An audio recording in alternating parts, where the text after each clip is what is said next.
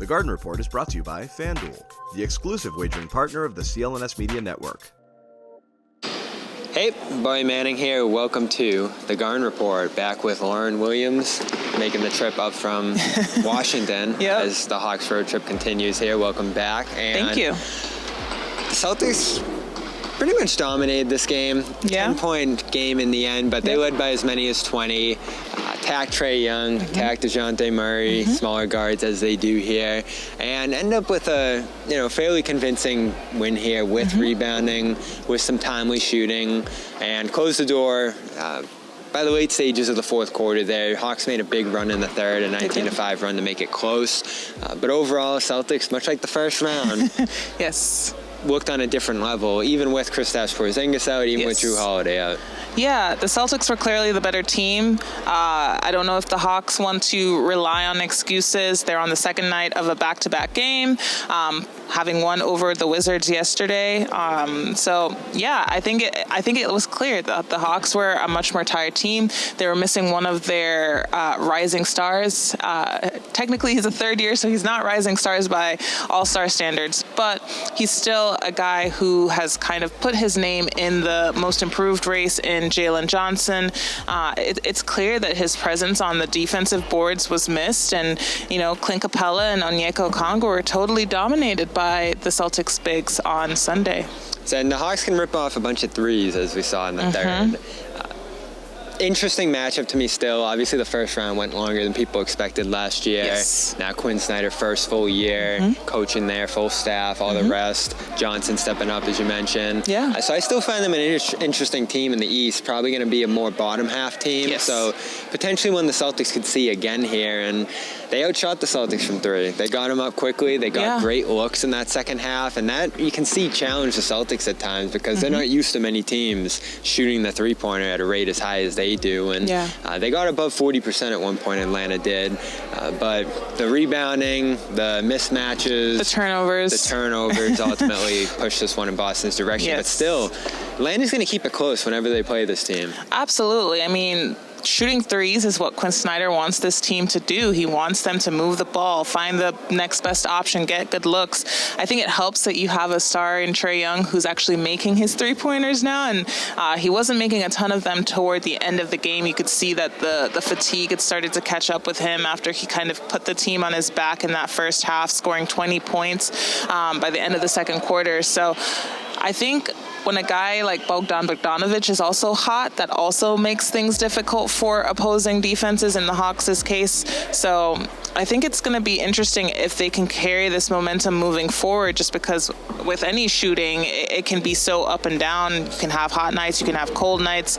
And, they were building kind of off of a good shooting night against the Wizards on Saturday.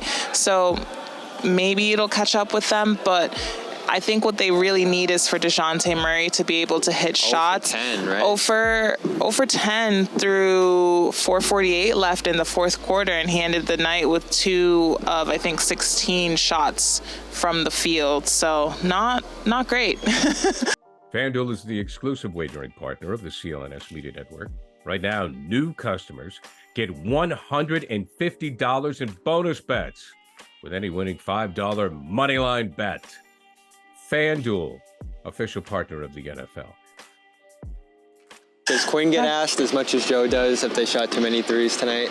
Oh, no. He wants them to shoot them in a lot of cases. Joe does too, but he gets asked, did you shoot too many threes tonight? No, he will always say, I think they can shoot 10 more. I remember there was one game where I believe they had like 48 attempts from three, and he was like, I think they should have shot 10 more.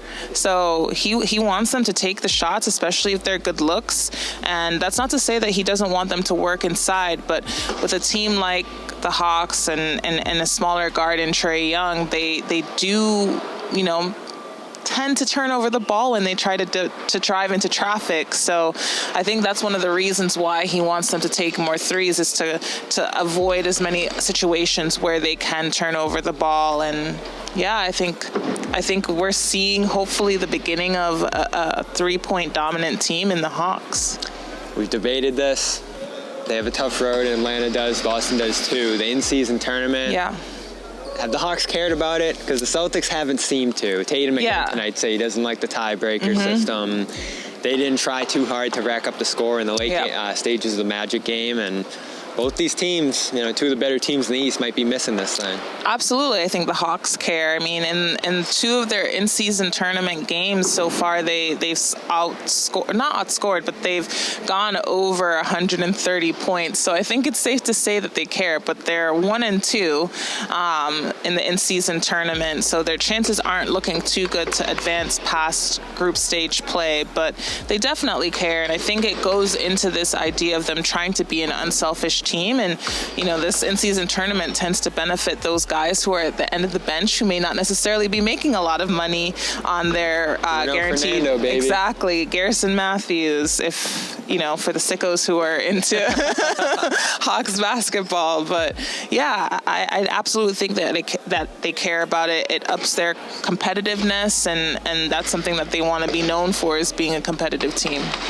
Hawks do play a big role in the Celtics' chances. If they can beat the Cavs, that helps out the Celtics in the wild card race there. Celtics going to host, as you see here, the Bulls on the in-season tournament court here for the final time. I guess this is the final time we'll see the Celtics in-season court here. We'll have coverage of that. It's Tuesday night, post-game coverage as well. Check out all the player interviews tonight from CLNS Media. Check out Lauren's work at ajc.com. And we'll have another segment here with Josue coming up on Celtics All Access. I'm Bobby Manning, once again for Lauren Williams. Celtics beat the Hawks 113-103. We'll talk to you on our next one. I've been looking for the best deal on Celtics tickets, and with over 28 million downloads, SeatGeek is the #1 rated ticketing app. There are more than 70,000 events every single day on SeatGeek, including concerts, sports festivals, and more. You can use my code DREAMERSPRO for $20 off tickets at SeatGeek. That's $20 off your first purchase with promo code DREAMERSPRO. Make sure you check the link in the description to download the app.